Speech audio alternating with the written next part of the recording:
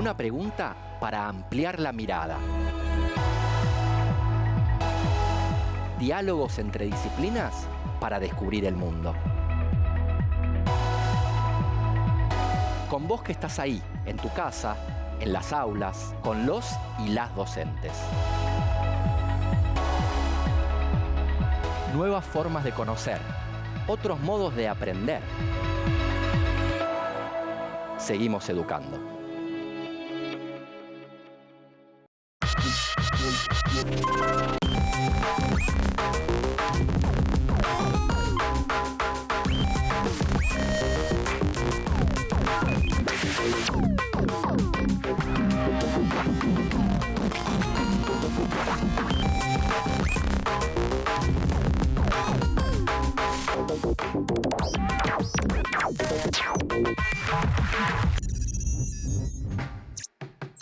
Hola, soy Andrés y hoy junto con Ana, profesora de biología, y Lautaro, profesor de química, nos preguntamos: ¿la genética nos determina?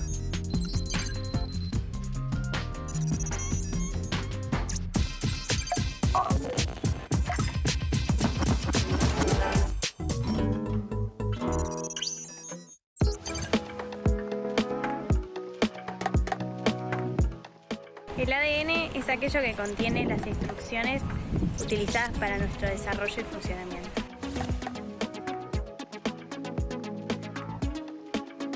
El gen es una parte del ADN y este determina todo lo que se hereda por los padres. Los genes son una parte del ADN y determinan los rasgos heredados por nuestros padres.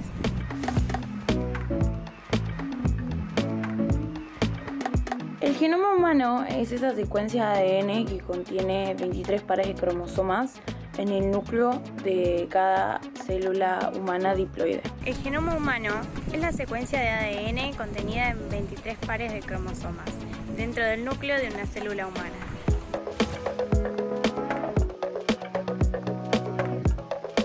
La identidad para mí es algo que se construye todos los días, con lo que pensamos, lo que hacemos, lo que decimos. Y también nosotros podemos elegir qué forma parte de eso. Para mí nuestra identidad no solo es la parte genética, sino también quiénes somos y cómo nos identificamos.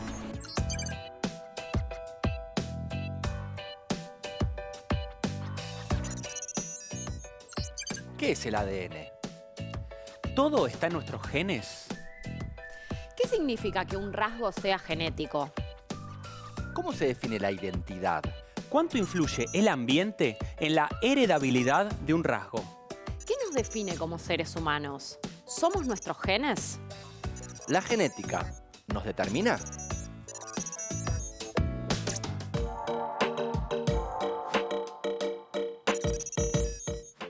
En la naturaleza existe una enorme diversidad de seres vivos y esta variabilidad está determinada por el ADN. ¿No es así? Sí, el ADN lleva codificada toda la información necesaria para la vida. Pero, ¿qué es exactamente el ADN? Significa ácido desoxirribonucleico y es aquel que contiene la información genética que determina el desarrollo y funcionamiento de los seres vivos. Y esta información, además, sirve para construir otros componentes de las células, como las proteínas y las moléculas de ARN.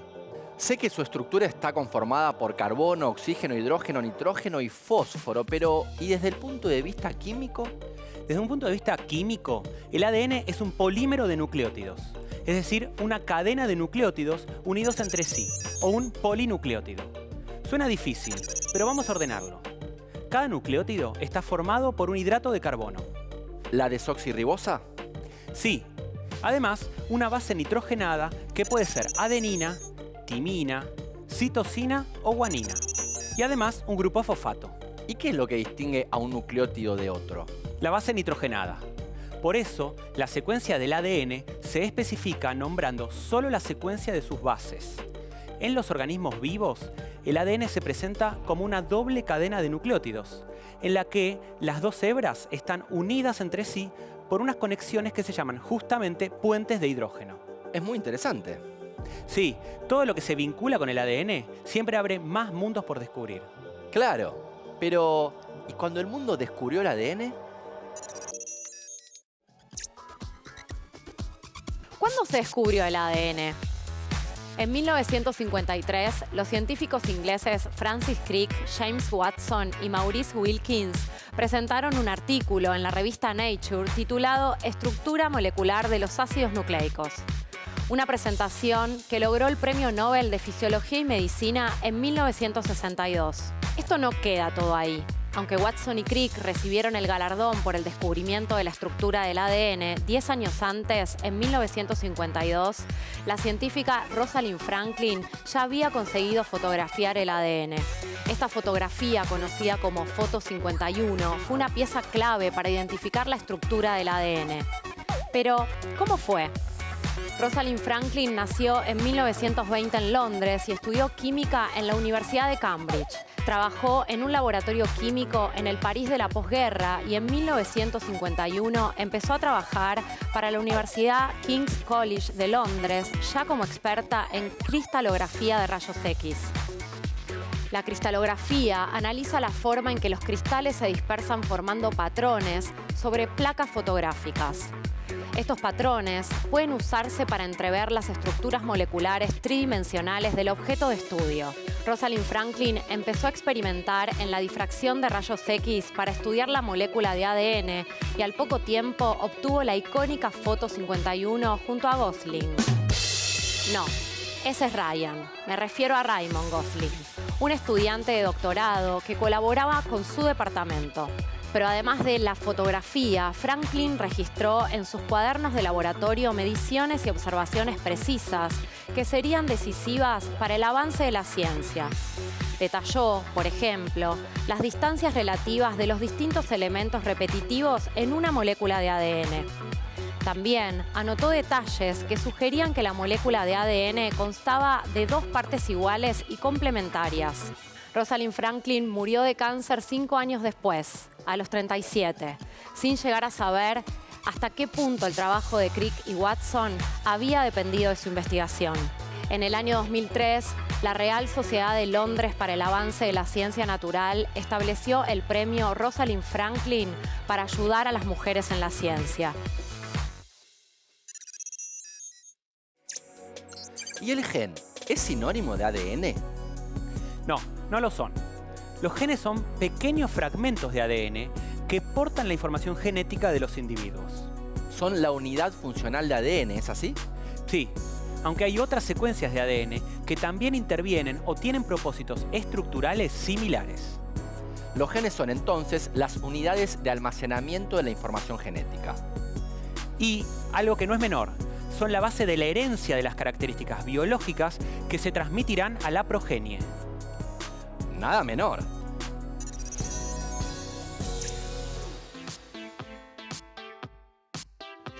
¿Y qué es el genoma? El genoma es el conjunto de genes de una determinada especie contenidos en las células. Es la totalidad del material genético que tiene un organismo o una especie en particular. En el momento de la reproducción celular, nuestro ADN se condensa en forma de cromosomas para ser transmitidos a la siguiente generación de células. De otro modo, las cadenas de ADN serían demasiado largas para caber en las células. Cada una de ellas desplegada mediría 1,8 metros.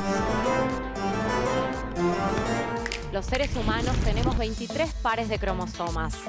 Los 22 primeros son conocidos como autosomas o cromosomas somáticos.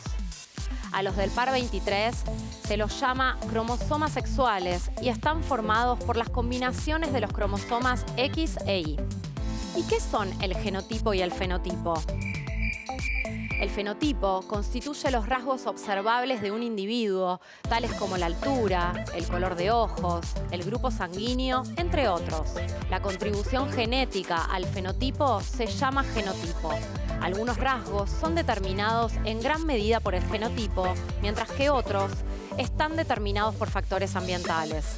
Es importante por eso decir que los fenotipos son influenciados por los factores ambientales. No hay una correlación 1 a 1 entre un genotipo y un fenotipo.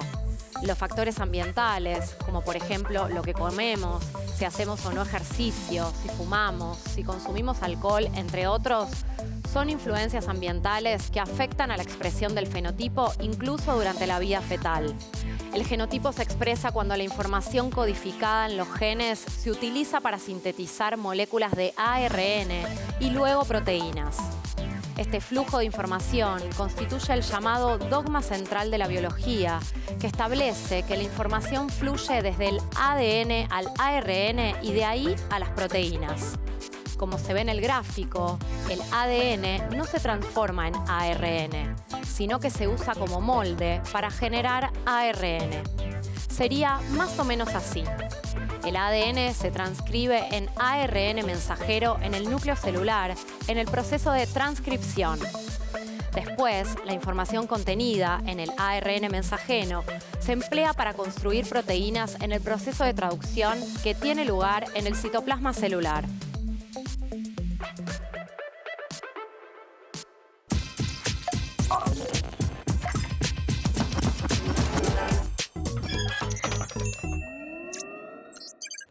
Hoy te vamos a enseñar a extraer ADN de una banana.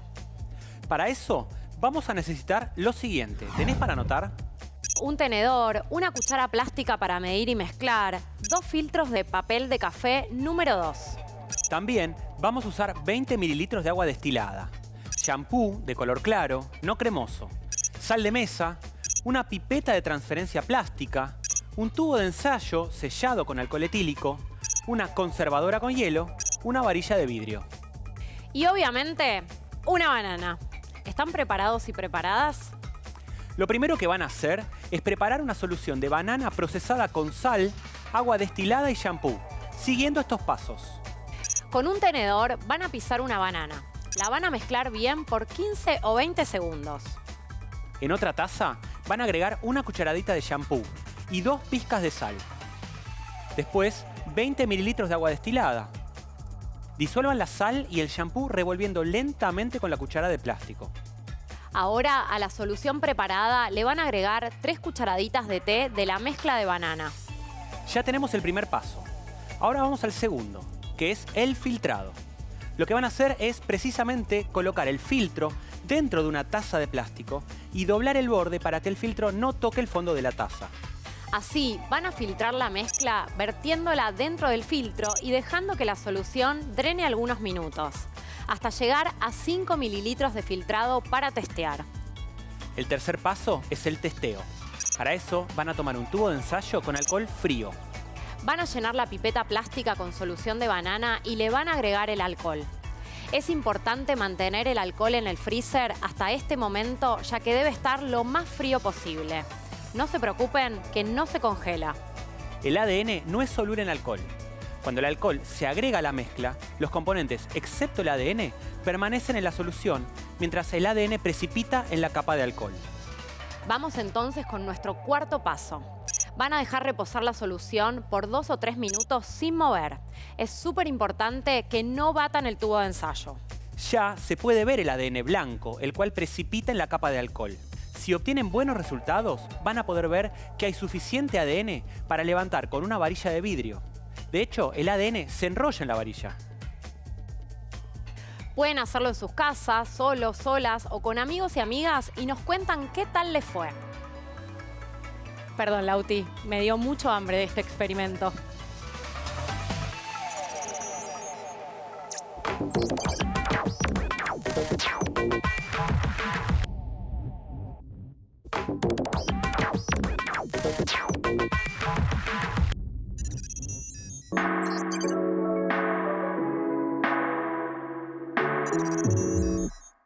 Como vimos, los genes son fragmentos del ADN donde se encuentra la información hereditaria y también tienen la información necesaria para fabricar todas las proteínas de un organismo. Mencionamos que el fenotipo constituye los rasgos observables o detectables de un individuo y que la contribución genética al fenotipo se llama genotipo, donde decíamos que algunos rasgos son determinados por el genotipo, mientras que otros rasgos están determinados en gran medida por factores ambientales. Precisamente esa relación entre los genes y el ambiente donde se desarrolla el ser vivo, las influencias genéticas y ambientales que determinan un fenotipo y cómo esas influencias ambientales se heredan, lo estudia la epigenética. Pero, ¿qué es exactamente la epigenética?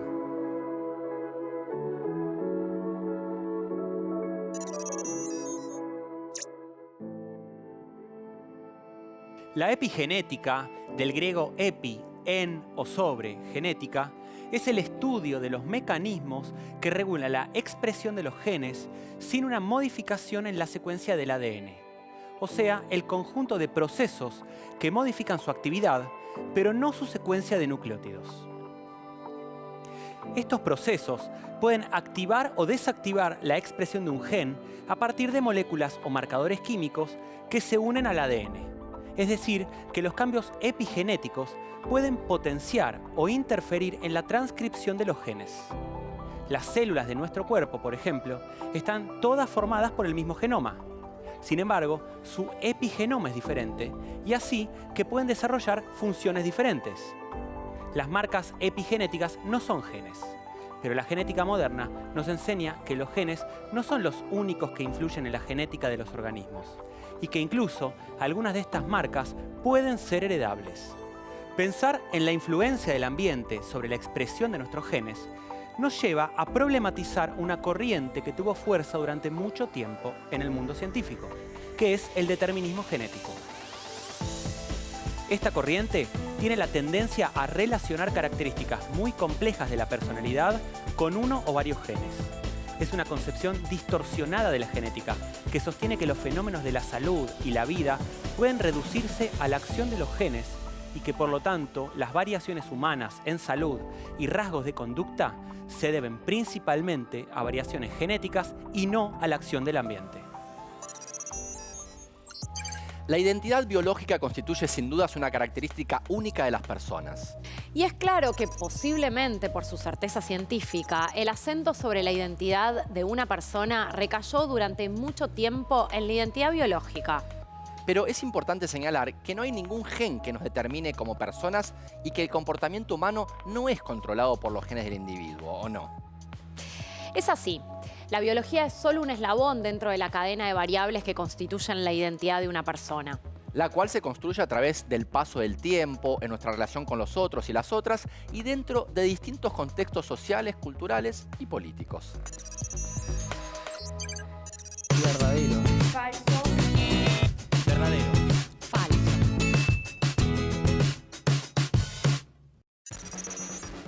Una mutación es un cambio en el ADN. Verdadero, es un cambio en su secuencia. Verdadero.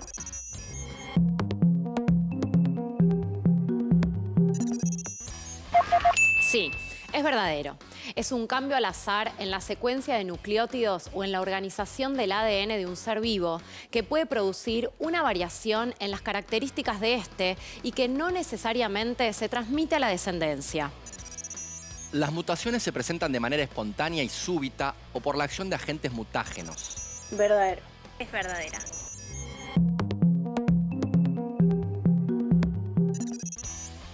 Es verdadero.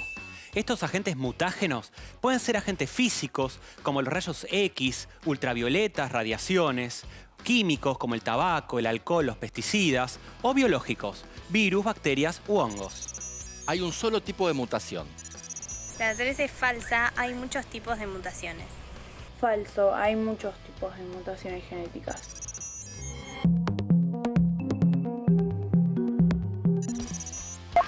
No, es falso. Hay varios tipos de mutaciones, pero podríamos clasificarlas en mutaciones genéticas o cromosómicas de forma general. Las mutaciones genéticas suceden cuando se modifica la secuencia de bases nitrogenadas del ADN original. Verdadero suele ser cuando se altera su secuencia. Falso. Las mutaciones son generadas por errores en la copia del ADN en la división celular.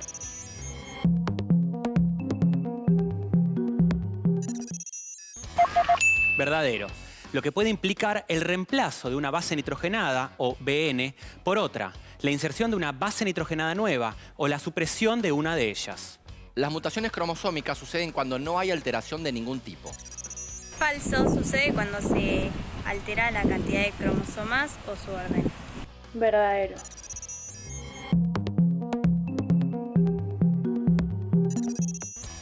No, es falso también. Implica alteraciones en el número de genes o en el orden de estos dentro de los cromosomas. Estas mutaciones se deben a alteraciones durante la gametogénesis, la formación de los gametos por meiosis, o en las primeras divisiones del cigoto en la célula recién fecundada. Las mutaciones pueden ser desfavorables, favorables o no producir ningún cambio. Verdadero. Es verdadera.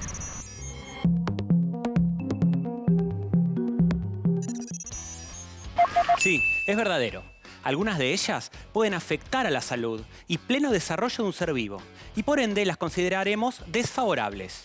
Pero es importante conocer que hay otro tipo de mutaciones que son esenciales para nuestra existencia y la de la diversidad de las especies en general, a largo plazo. Sin mutaciones no habría cambios ni evolución.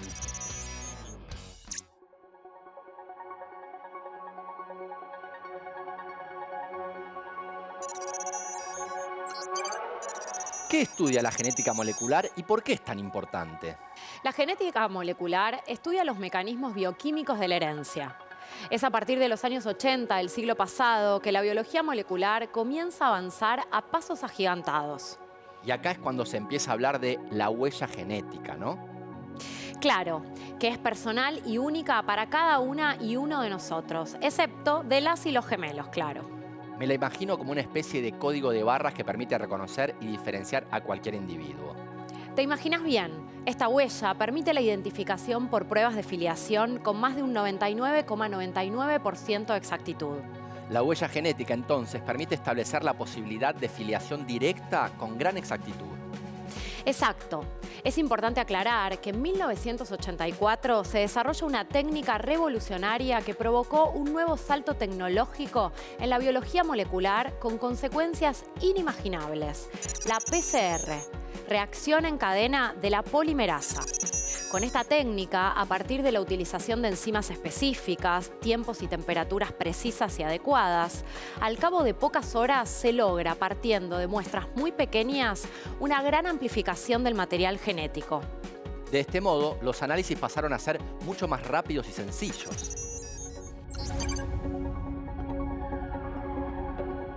Sé lo básico, pero es un tema que me interesa mucho.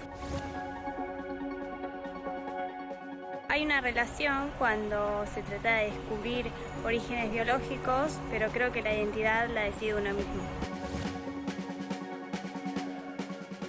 En cuanto a lo médico, muchas veces sí, pero no siempre es lo que nos determina completamente.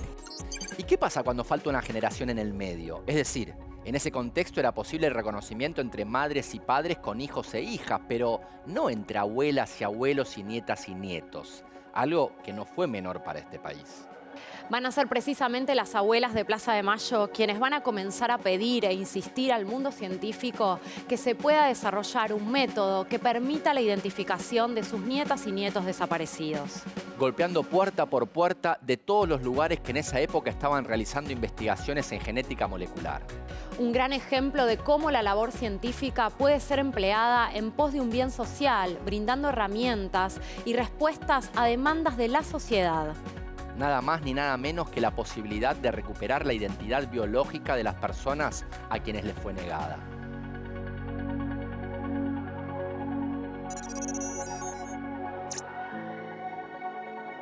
Rudolf Hess, el segundo en el mando después de Hitler, afirmó que el nazismo era biología aplicada. Durante el Tercer Reich, una variante de la eugenesia políticamente extremista y antisemita determinó el curso de la política de Estado. Las medidas de la salud pública para controlar la reproducción y el matrimonio estaban destinadas a fortalecer el cuerpo nacional, eliminando los genes de la población que representaban una amenaza biológica. Una vez que todas las instituciones culturales y educativas y los medios de comunicación estuvieron bajo el control nazi, la eugenesia racial se extendió en la sociedad y las instituciones alemanas. Todo ello se validaba a través de la frenología, una antigua teoría pseudocientífica sin ninguna validez en la actualidad, que afirmaba la posible determinación del carácter y los rasgos de la personalidad, así como las tendencias criminales, basándose en la forma del cráneo, cabeza y facciones. Fue desarrollada alrededor de 1800 por el neuroanatomista alemán Franz Joseph Gall y extremadamente popular durante el siglo XIX por su contribución a la ciencia médica con su idea de que el cerebro es el órgano de la mente, y que ciertas áreas albergan funciones específicamente localizadas. ¿Y qué fueron las leyes de Nuremberg? Una serie de leyes de carácter racista y antisemita en la Alemania nazi, adoptadas por unanimidad el 15 de septiembre de 1935 durante el 7º Congreso Anual del Partido Nacional Socialista Obrero Alemán, celebrado en la ciudad de Nuremberg, Alemania. El objetivo: evitar mezclas raciales judías con el pueblo alemán. Quien se encargó de difundir dichas leyes fue precisamente Julius Streicher, estrecho colaborador de Hitler, y su periódico Der Stürmer, del cual era propietario. ¿Qué decían estas leyes? Se consideraba persona de sangre alemana aquel cuyos abuelos fuesen de sangre alemana, aquel con un progenitor alemán y otro mixto de segundo grado, aquel con un solo abuelo no alemán. No se permitía a personas de sangre alemana el matrimonio con judíos, aquellos y aquellas con 4 o 3 abuelos judíos. Las personas consideradas mixtas de segundo grado, aquellas con un solo abuelo judío, solo eran parte de la comunidad del pueblo alemán y eran o podían llegar a ser ciudadanos del Reich. No se les permitía el matrimonio con personas mixtas de segundo grado ni con judíos. Se consideraban persona mixta de primer grado aquel con 2 abuelos judíos. Por su parte, las personas consideradas judías no eran parte de la comunidad del pueblo alemán, por lo tanto se les privó de su nacionalidad alemana y se les prohibió adquirirla. Esta situación derivó en la prohibición de desempeñar cargos públicos o funcionariales, así como el ejercicio de profesiones, oficios menores y del comercio dentro del territorio alemán. Se consideraban judíos a aquel con 3 o 4 abuelos judíos, los mixtos de primer grado, considerados judíos por la ley, los hijos de una persona mixta de primer grado y un judío. A los judíos no se les permitía el matrimonio con alemanes de sangre o mixtos de segundo grado. El proceso de deshumanización que comenzó con estas leyes basadas en el racismo biológico fue una de las causas del exterminio de 6 millones de judíos de Europa durante el nazismo. Casi en paralelo al desarrollo de la técnica PCR, uno de los laboratorios a los cuales concurrieron las abuelas de Plaza de Mayo en Estados Unidos, a través del reconocido genetista Víctor Benchazade, desarrolló una técnica de identificación que se llamó índice de abuelidad. Este índice es una fórmula estadística que establece la probabilidad del parentesco entre abuelas y nietos. Se vincula con la herencia presente en el ADN mitocondrial, en la que el 100% de la información del ADN proviene de la línea materna. De esta manera, las abuelas de Plaza de Mayo encontraron una respuesta a la pregunta: ¿cómo identificar a los nietos y las nietas? Recordame qué son las mitocondrias. Son las organelas encargadas de la obtención de energía en todas las células eucariotas. Que son las células que tienen núcleo. Claro, estas organelas tienen la característica particular de tener una molécula de ADN circular propio. Durante la fecundación del óvulo y el espermatozoide, todas las mitocondrias provenientes del espermatozoide quedan fuera, es decir, se pierden. ¿Quedan solo las mitocondrias maternas?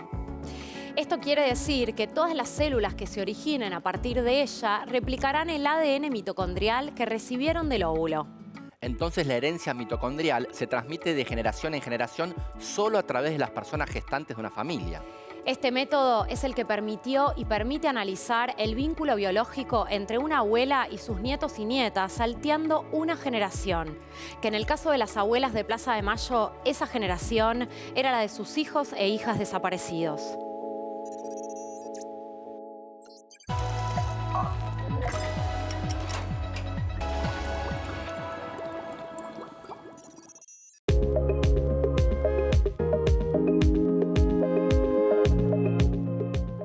Buenos días chicos, mi nombre es Aldo Berardi y soy licenciado en enseñanza de la biología.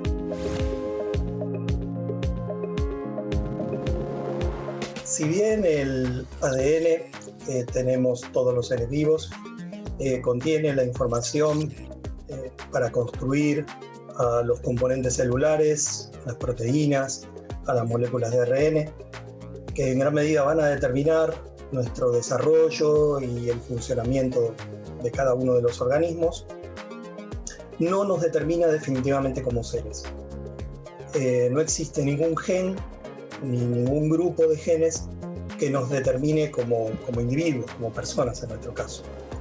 El determinismo genético lo que tiende a hacer es a relacionar características de la personalidad con genes o con grupos de genes, y es una concepción distorsionada de la genética. Lo que hace es reducir los fenómenos de la vida a la acción de estos genes. Lo que se olvida, lo que no tiene en cuenta, es algo sumamente importante, que es la acción del ambiente sobre la vida.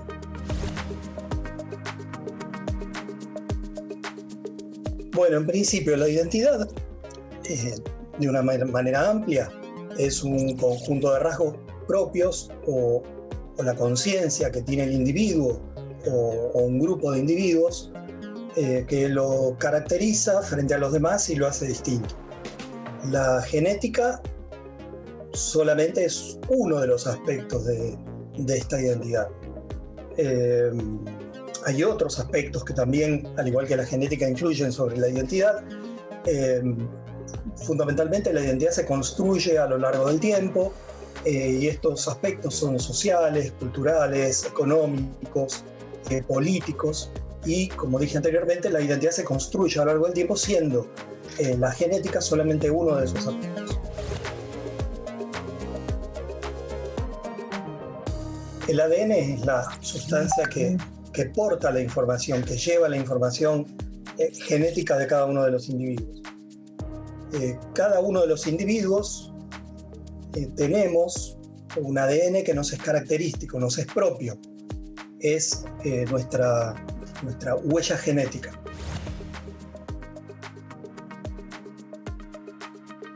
Unir átomos para formar moléculas, que estas moléculas se unan para formar moléculas más complejas, cadenas, que estas cadenas se alineen y armen otras estructuras todavía más complejas, y que esas estructuras terminen formando parte de células, es una tarea monumental.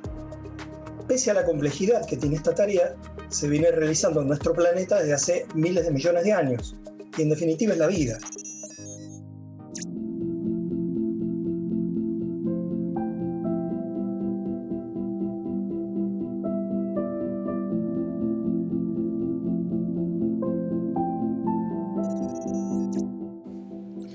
Entre los tantos debates que se dan en el mundo de la filosofía, hay un debate fascinante que tiene que ver con el mundo de la esencia.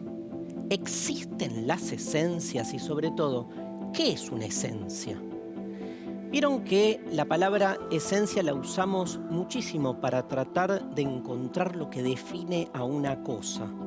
Esencia es una palabra que etimológicamente proviene del verbo ser, y que cuando intentamos definir el concepto de esencia, la mejor definición que yo encontré dice esto: que la esencia de algo es lo que hace que ese algo sea lo que es y no otra cosa. Esta definición, que parece tan ambigua y abstracta, nos permite concentrarnos bien para tratar de entender qué es la esencia de algo, y sobre todo para separar lo que es esencial de lo que es secundario, o sea, accidental. Por ejemplo, tomemos esta camisa. Esta camisa que tengo yo puesta en este momento, ¿qué es lo que la define como camisa? Esa es la pregunta, ¿no? ¿Qué es lo que hace que esta camisa sea una camisa y no otra cosa? La esencia de la camisa. ¿Será el color? Claramente no, porque la camisa puede no ser negra, sino verde, y seguiría siendo camisa. ¿Será el tamaño? Tampoco. El tamaño claramente es accidental, como el color, porque puede tener otro tamaño y seguir, obviamente, siendo camisa. ¿Será el material de la que está hecha? En este caso, la camisa está hecha de tela, de una tela muy particular, pero podría tener otra, podría ser de jean, y sin embargo, aunque cambiase su material, seguiría siendo camisa. O sea, tenemos que encontrar aquello que define a la camisa en tanto tal.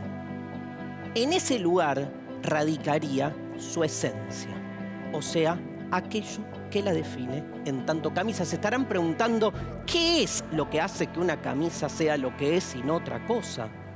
Sus botones, su manera particular de estar diseñada? Es muy interesante porque cuando vamos a la frontera, a los límites de lo que se supone que es una camisa, empezamos a tener problemas. Por ejemplo, mi hijo menor usa mi camisa como pijama. ¿Y esto por qué se da? Porque evidentemente en ese caso la camisa no funciona como tal, o sea que un mismo hecho, un mismo objeto pasa a tener otra explicación. Fíjense, no sé, las camisas que son musculosas, que uno dice, ¿qué es eso? ¿Una camisa o una musculosa? Qué difícil es tratar de encontrar la esencia de algo. ¿Existirán las esencias? ¿O será que en algún momento particular definimos y decidimos que una determinada explicación se vuelva hegemónica, o sea, se vuelva la única? La esencia del amor, por ejemplo. ¿Cuántos problemas tuvimos tantas veces para diferenciar el amor de la amistad? ¿Cuántas veces nos enamoramos de nuestros mejores amigos sin poder diferenciar qué es lo que nos pasaba? Y el amor es el mismo amor, el amor a la patria, a los padres, a los hijos, a las ideas, a la pareja. Claramente se vuelve muy difícil tratar de entender cuál es la esencia de algo, porque cuando llevamos un concepto a los límites, siempre muestran sus ambigüedades. Es desde esta perspectiva que me animo a proponerles poder corrernos del concepto de esencia. En general, lo que hacemos es partir de categorías que imponen un único sentido, dejando de lado, soterrando otros sentidos posibles simplemente por una imposición, por la necesidad de ordenar la realidad desde alguna perspectiva. No es casual que en los diálogos platónicos, por ejemplo, Sócrates nunca definía la esencia de nada, sino que al revés, cuestionaba, podríamos decir hoy, deconstruía a todos aquellos que creían poseer monopólicamente una definición esencial de lo que fuera. Qué interesante un mundo más bien contingente, donde en realidad las esencias develaran su carácter también accidental, que todo pueda ser de otra manera. Recuerdo el empirismo inglés, cuando ante la pregunta acerca de qué es lo que hay por debajo de cada cosa, incluso de una persona, el empirismo sostenía que en el fondo lo que hay o lo que somos es una X vacía. Una X vacía supone en realidad una plataforma abierta donde todas las características que van cambiando con el tiempo convergen para que en cada momento particular una de ellas se imponga como única. Tarea del pensamiento crítico de construir todos esos aspectos que sin embargo han quedado siempre dejados de lado. De construir las esencias es una manera también de ser un poco más libres.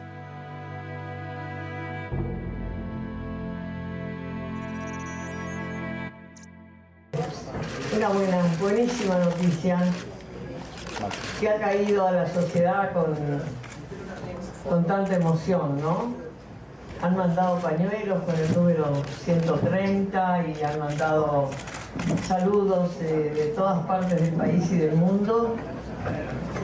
Y para nosotros es el premio más merecido que tiene nuestro país, de que hay una lucha que da resultados positivos, como es el encuentro de este querido nieto. Sin cadenas sobre los pies me puse a andar. Hace tiempo quise encontrar mi destino.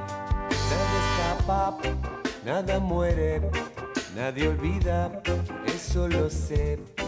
Nada escapa, nada muere, nadie olvida, eso lo sé. Sin cadenas sobre los pies,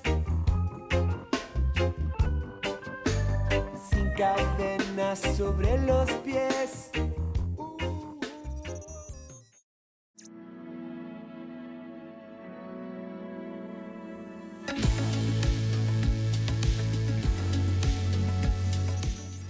Hoy hicimos un recorrido por los genes y nos preguntamos, ¿la genética nos determina? Conocimos sobre el ADN y su descubrimiento mediante la famosa foto 51. También indagamos sobre los genotipos, los fenotipos y la importancia de los factores ambientales mediante la epigenética.